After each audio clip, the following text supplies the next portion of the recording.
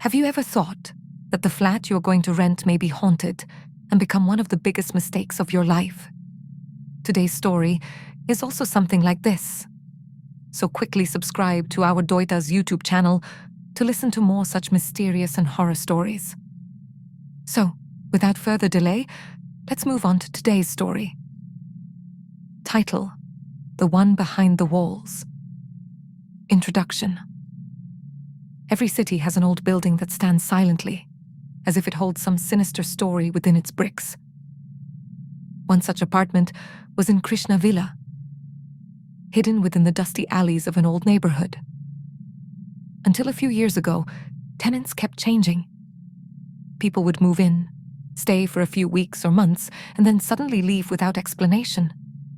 But why? No one knew. Until Ria moved in. Chapter 1. The beginning. Ria, a single and independent artist, was tired of her old, run-down home. When she found a 2 BHK flat in Krishna Villa for a surprisingly low rent, she took it without giving it much thought. The landlord, an old man with quiet demeanor and deep eyes, only said one thing. Just remember one thing, dear. The walls hear. They hear everything. Ria dismissed it as just an old man's superstition. At first glance, the flat seemed perfectly normal.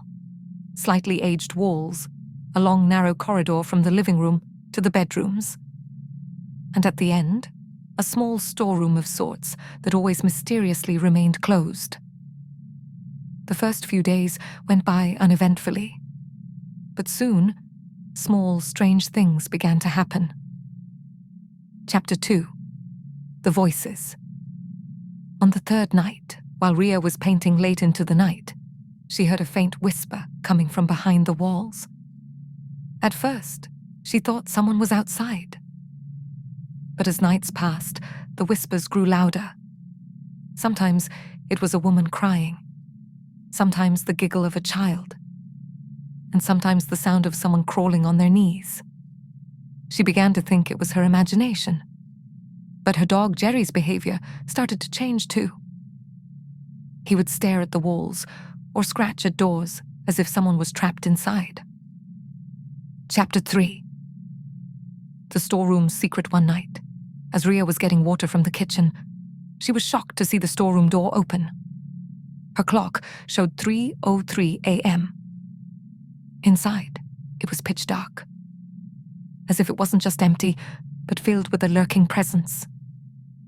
As she moved closer, someone whispered into her ear, "You're mine now." Ria screamed and turned on the lights. But there was nothing there. No shadow, no figure. But on the wall, a fresh blood-like stain had appeared, one that wouldn't wash off no matter what. Chapter 4. The Neighbor's Warning. The next day, Ria spoke for the first time with her elderly neighbor, Kamla Auntie. The old woman handed her a yellowed newspaper clipping. It read, "Mystery death of woman in Krishna Villa flat number 203. Child's bones found hidden within the walls." Ria froze. Kamla Auntie explained that around 20 years ago, a man lived there with his wife and daughter. Rumor has it, in a fit of rage, he murdered his wife and bricked his daughter alive inside the walls, then hanged himself. Since then, anyone who moved into that flat either went mad or disappeared without a trace. Chapter 5. Behind the walls. Ria now realized the voices weren't her imagination. She began to dream of a little girl saying, "Mama, please get me out." The walls began to seep dampness. Blood-like markings appeared on them. Jerry would sit shaking in the corner for hours.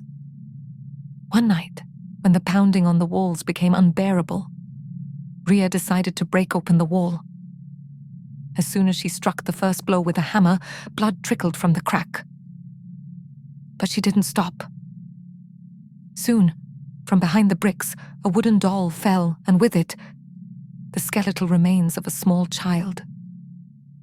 Ria collapsed in shock.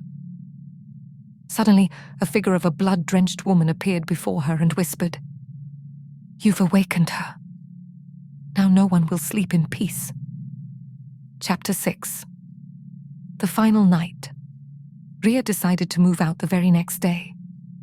But as she tried to close the door behind her, handprints began to appear on every wall, as if someone was trying to claw their way out.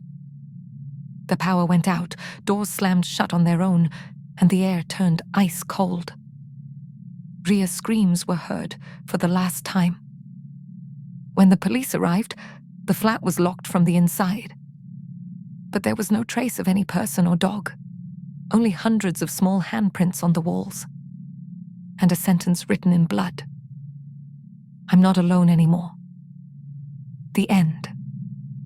If you want to hear more such mysterious and horror stories, then do not forget to subscribe to Doyta's YouTube channel. Thank you.